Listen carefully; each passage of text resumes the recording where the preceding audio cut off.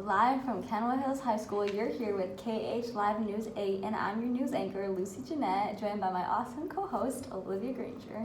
Hi, I'm Olivia, and today we have an overflow of breaking news. Up next, we have two fascinating court cases to cover, along with in-person interviews starring the defendants. First up, breaking news all the way from the state of California concerning a pornography scandal. I'm here with Marvin Miller, the man who allegedly sent a pornographic mail campaign to a mass group advertising the sale of adult material. Marvin, what do you have to say for yourself?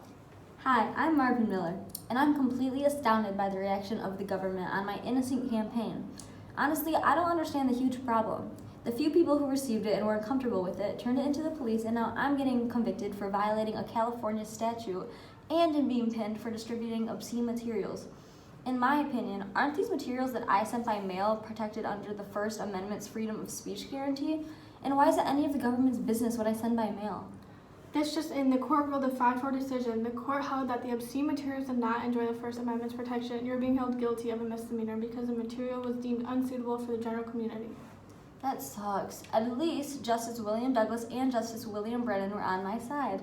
Douglas felt like it should not be the role of the court to define an obscenity, and Brennan felt that the state statute in this case was unconstitutionally overbroad. Shout out to both of you for that. All right, well, it was nice talking to you, Marvin. Best of luck for you in your future. I think you're going to need it. This case was very important in redefining obscenity from that of utterly without social redeeming value to lacks a serious literary, artistic, political, or scientific value.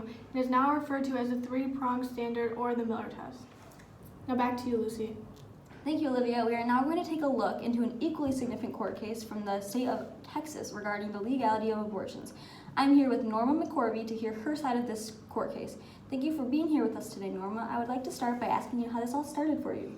This started for me as a fight for women's rights. I sought to terminate an unwanted pregnancy after being forced to give birth to 2 other unwanted pregnancies.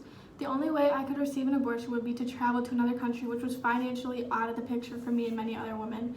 After I was unsuccessfully trying to get an illegal abortion, I was instead referred to Texas attorneys Lydia Coffey and Sarah Weddington, who were interested in changing anti-abortion laws just like I was.